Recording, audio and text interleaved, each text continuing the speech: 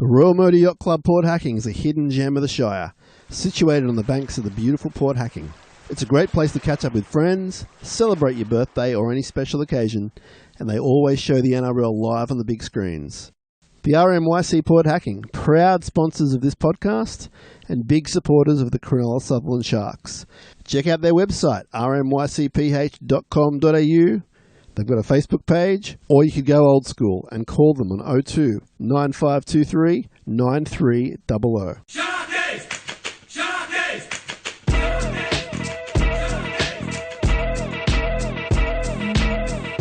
Fafita tries to crash his way over, he does! Fafita got the ball over the line! And to all you people back in the Shire, turn your porch lights off because we're coming home with a trophy.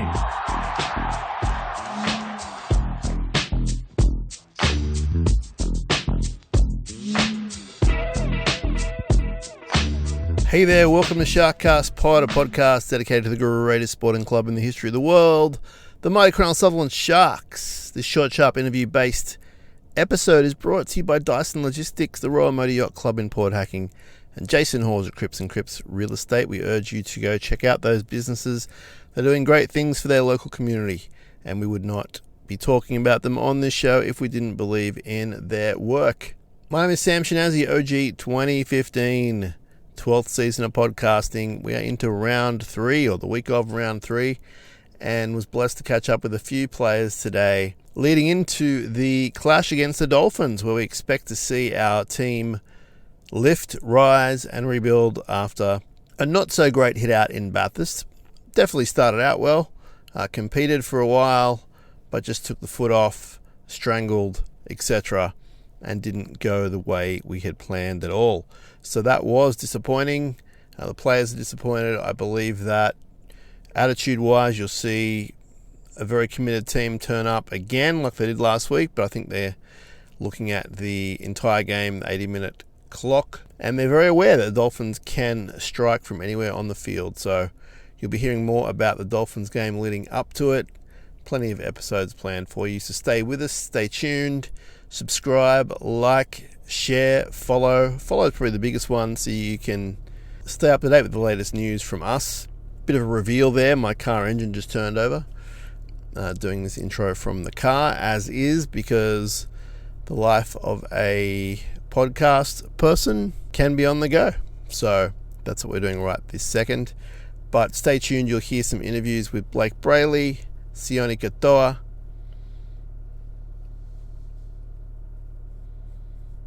BLAYKE BRAILEY, SIONE KATOA.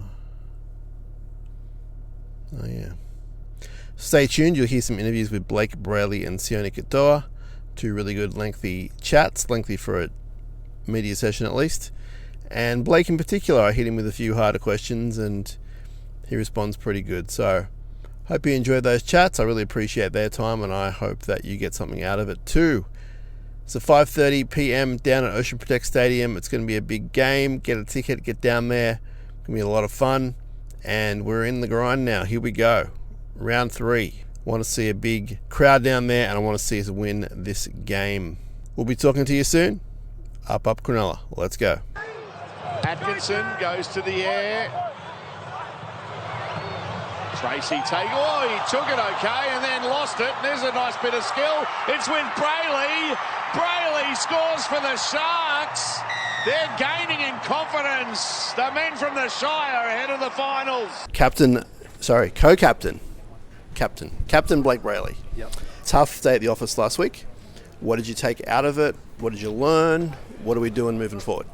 Yeah, obviously tough game at Penrith and versus them at Bathurst was obviously good trip. I thought our prep was good. I thought we started really good. I felt like that first 20-25 minutes we were really showing our intensity and intent and our mindset, and I think towards the back end of those halves they probably showed their class with Nathan Cleary kicking that 40-20 and the repeat pressure, but I think there were positive signs to take out, not all negative, but it's good to see early round where we're at and what the best of the best are delivering every week. So we've got to get there and be better, but we've all taken our lessons and I know moving forward we will be better.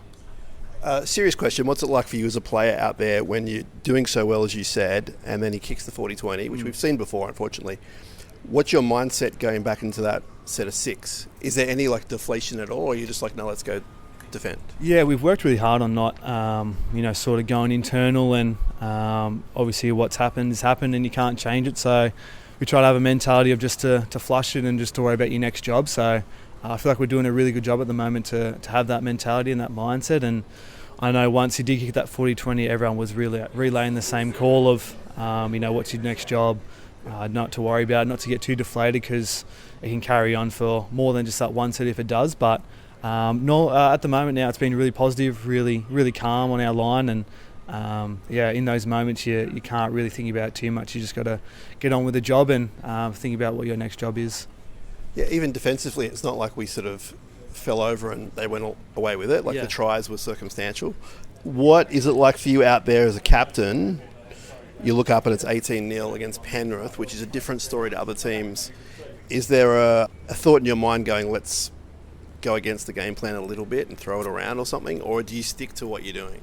Yeah, I feel like we have to trust the game plan that has been set out to us, and we've trained throughout the week, and obviously the coaching and the coaching staff have really done their homework throughout the week to think of a good game plan that can get us on top of Penrith. But yeah, definitely in those moments you do think about chancing your hair more and throwing some offloads or trying to go out of the system. But I think ultimately it's about sticking to the plan, what we're trying to do, what we're trying to set out. And at the end of the day, it's normally about us and our tackling and how it can be better, winning the ground or winning the contact, and that'll obviously get us a bit more momentum and obviously help our attack. I don't want to focus on Penrith because we're moving on, but when we play them again, which will probably be in the finals, do you think, and no one's going to hold you to this, but do you think the mindset might change if it is 18-6 with 25 to go in a knockout? Do you think you go to Nico, hey, let's amp it up a little bit? Or yeah, the spine,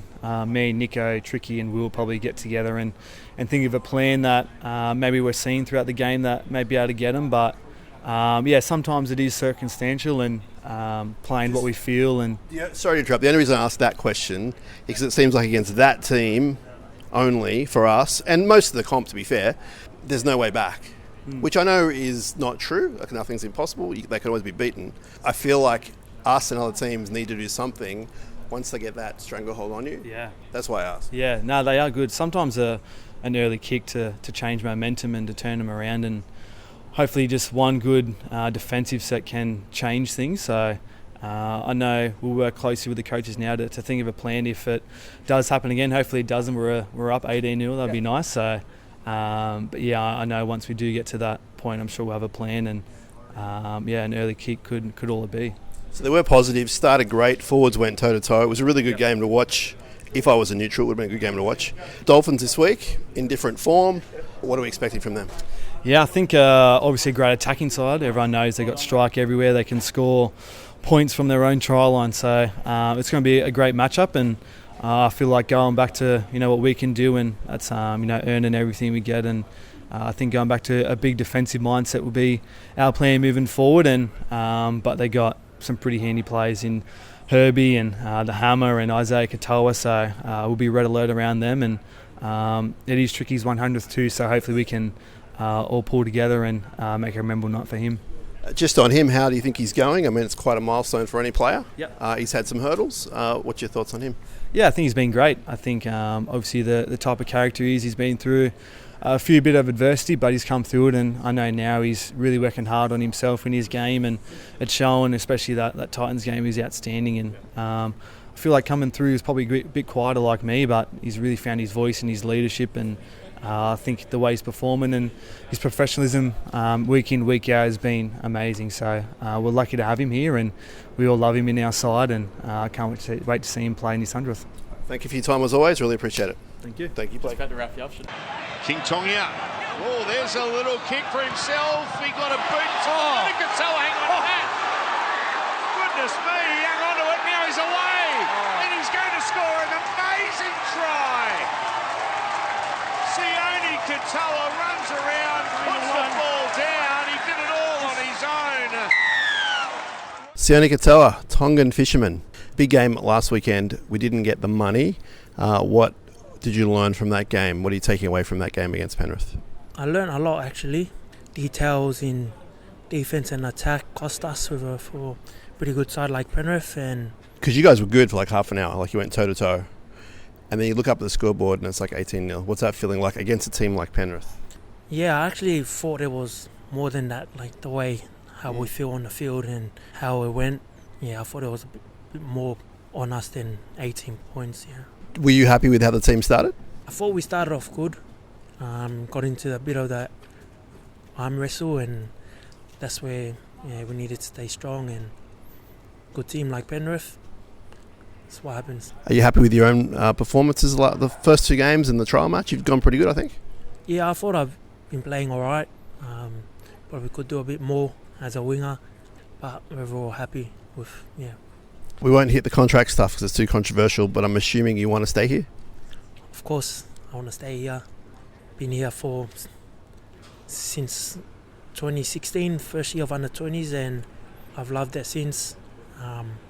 Love the club, and yeah. What's it like being a senior player now? Because we have what you grow, literally what you grow. Yeah, I still feel like I'm not at that stage yet, but thinking about it, games and how old I am, it makes me feel old. Do you enjoy being like a role model to the younger guys coming through? Do you look at that as like a privilege or something you enjoy doing? Yeah, I enjoy helping the younger boys, because me coming through being shy, quiet kid, I didn't get any of that, and I like to see these young boys make it, not waste any opportunity they get. Now, you mentioned you were shy and you were young coming through. You're about to go do like mainstream media, and you're very happy about that, and so you should. Tell us about the Tongan Fisherman YouTube site and everything, the page, because that's helped you develop this outer, like we all know, you're a lovely guy around here, you're a fun guy, but it's helped you become a public persona, I guess. Yeah, I know. Fisherman, everyone calling me fisherman. To be honest, I've always been who I was on camera. That's how I am, and I like to keep it that way. Not much people see it, but yeah, that's how I am, and off camera as well. So try to be funny sometimes, be myself, and just do what I enjoy, is fishing. Yeah. Dolphins this week. How are you feeling about that? Oh, excited. Just like every week, especially coming after a loss. I'm more focused and doing my job for the team this week, getting the win back at home again. Thanks for your time, SIONE. Good luck. Thank you. Thank you, brother. SharkCast is supported by the best and most honest real estate agent in the Sutherland Shire, Jason Hawes from Cripps and Cripps Real Estate. He's an expert in the Caringbah region and has his eye all across the Shire. Lifelong Sharks fan and supporter of this podcast, if you're looking to buy or sell in the region, the person you need to be talking to is Jason Hawes from Cripps and Cripps Real Estate. Call him on 0410 417 450. That's 0410 417 450. Jason Hawes, Cripps and Cripps Real Estate. Sharkies! Sharkies!